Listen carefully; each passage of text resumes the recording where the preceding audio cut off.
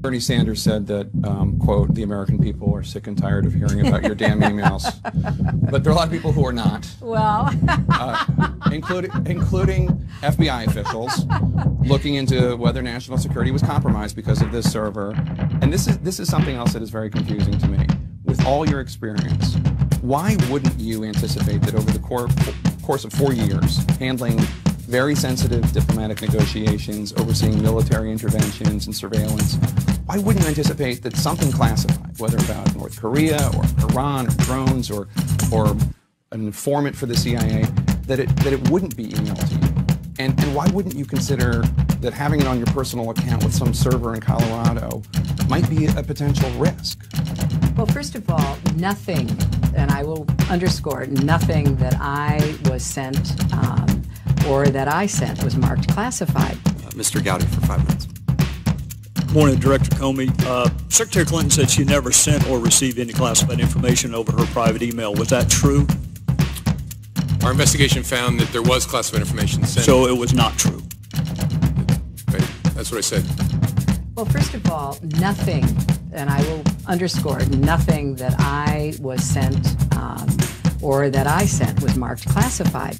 Get ready for a surprise. Okay. Well, I'm looking for a little shorter answer so you and I are not here quite as long. Secretary Clinton said there was nothing marked classified on her emails either sent or received. Was that true? That's not true. There were a small number of portion markings on, I think, 3 of the documents. Secretary Clinton said, I did not email any classified material to anyone on my email. There is no classified material. Was that true? There was classified material emailed. Nothing that I was sent or that I sent was marked classified. Secretary Clinton said she used just one device. Was that true?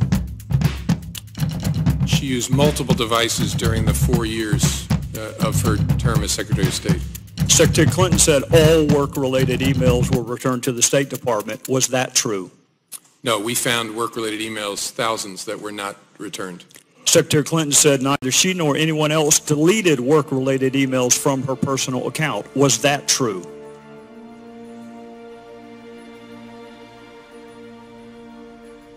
Secretary Clinton said her lawyers read every one of the emails and were overly inclusive. Did her lawyers read the email content individually? No. Including false exculpatory statements. They are used for what? Well, either for a substantive prosecution or for evidence of intent in a criminal prosecution. Exactly. Intent and consciousness of guilt, right? Is that right? Right. Consciousness of guilt and intent. including And you would be arguing, in addition to concealment, the destruction that you and I just talked about, or certainly the failure to preserve. including You would also probably, under common scheme or plan, argue the burn backs of daily calendar entries or the missing daily calendar entries as a common scheme or plan to conceal. 2 days ago, Director, you said a reasonable person in her position should have known a private email was no place to send and receive classified information. With that, Madam Secretary, regardless of where he ranked in the order of advisors, it is undisputed that a significant number of your emails were to or from a Sidney Blumenthal. Now, he did not work for the State Department. He didn't work for the U.S. government at all. He wanted to work for the State Department, but the White House said no to him. Do you recall who specifically at the White House rejected Sidney Blumenthal? No, I do not. After he was turned down for a job at the State Department by the White House, he went to work where? I think he had a number of consulting contracts with different entities. Well, if he had a number of them, do you recall any of them? I know that he did some work for my husband. Well, he worked for the Clinton Foundation. That's correct. Okay. He worked for Media Matters.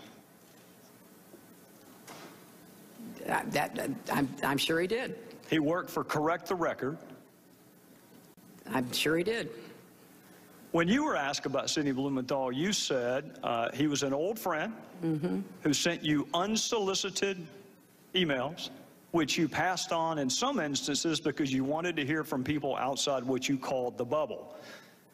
We will ignore for a second whether or not Sidney Blumenthal is outside the bubble, but I do want to ask you about a couple of those other comments, because what you left out was that he was an old friend who knew absolutely nothing about Libya, was critical of President Obama and others that you work with, loved to send you political and image advice, had business interests in Libya, which he not only alerted you to, but solicited your help for. And you often forwarded his emails, but usually only after you redacted out any identifier so nobody knew where the information was coming from. What does the word unsolicited mean to you? It means that I did not ask him to send me the information that he sent me, and as I have previously stated, some of it I found interesting, some of it I did not, some of it I forwarded, some of it I did not. I did not know anything about any business interests. I thought that, just as I said previously, newspaper articles, journalists, of which he is one, a former journalist, had some interesting insights. And so we took them on board and evaluated them, and some were helpful and others were not.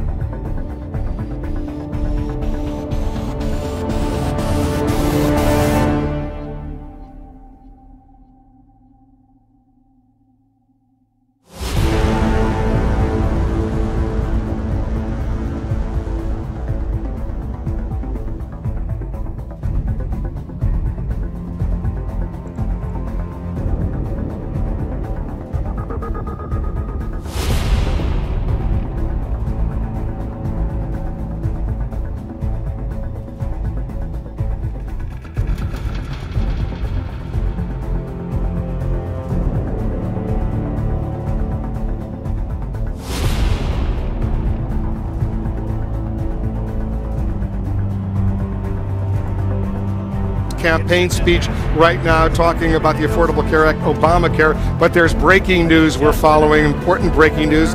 The FBI Director James Comey has just sent a letter to the 8 chairmen of the Senate and House committees who've been investigating the Hillary Clinton email scandal, in which he says there will be a new investigation.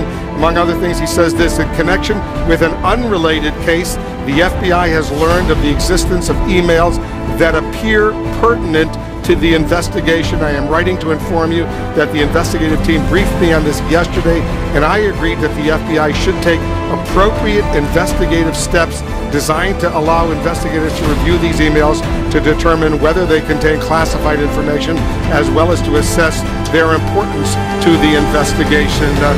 Gloria Borger, for the FBI director to make this announcement 11 to 12 days before this election, based on the information he has, I assume the information must be very, very significant. Well, if he's going to reopen his FBI investigation based on the new information he received, it can't just be some tangential issue. It's got to be something significant. Well, we don't know, Wolf. He said the FBI cannot assess whether it's significant, but I'll tell you one thing. Reopening an investigation that was closed into Hillary Clinton's email server, not necessarily her personal emails, but her server, is something that is pertinent to this election. I need to open with a very critical breaking news announcement.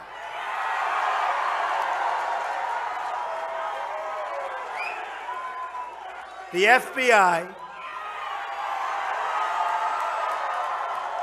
has just sent a letter to Congress informing them that they have discovered new emails pertaining to the former Secretary of State Hillary Clinton's investigation.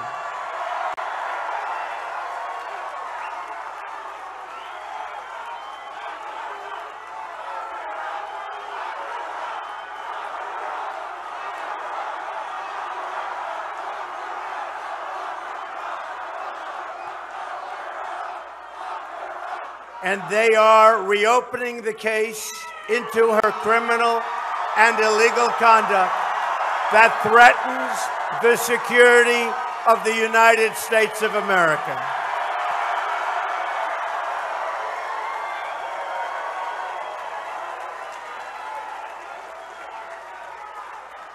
Hillary Clinton's corruption is on a scale we have never seen before. We must not let her take her criminal scheme into the Oval Office. I have great respect for the fact that the FBI and the Department of Justice are now willing to have the courage to right the horrible mistake that they made.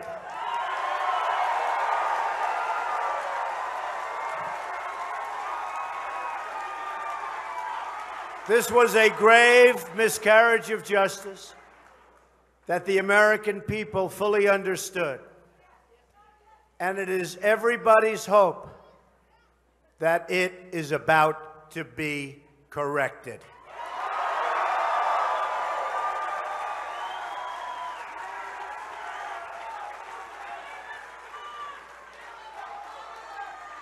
So that is a big announcement that I heard 10 minutes ago. And I guess, obviously, most of you folks have heard about. And in all fairness, for all of the people that have suffered for doing so much less, including just recently, 4-star General James Cartwright, General Petraeus, and many others, perhaps finally justice will be done.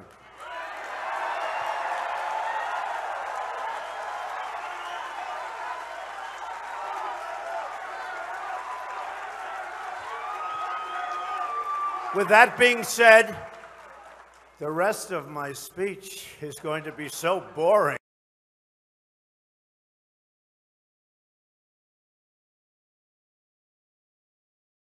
Let's bring in former FBI agent and the Jenkins Group CEO, Chad Jenkins.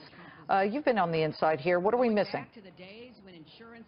Well, I tell you what, Liz, I think what we need to look at is just from the standpoint of what a bomb drop this is by Director Comey. I mean, we're not talking from a military standpoint. I also had a former military hat. This isn't a 2.75-inch rocket. I mean, this is a 2,000-pound JDAM bomb. 2,000-pound JDAM bomb. 2,000-pound JDAM bomb. In the 11th hour, the 11th day prior to this. And it has to be, in my opinion, something pretty significant that Director Comey was briefed on yesterday to go ahead and reopen this investigation. I know the previous guest was talking about closed or open cases. Right. I can tell you the FBI does close cases, but this one appears from Director Comey's letter to Congress that it is reopened because of the significant information.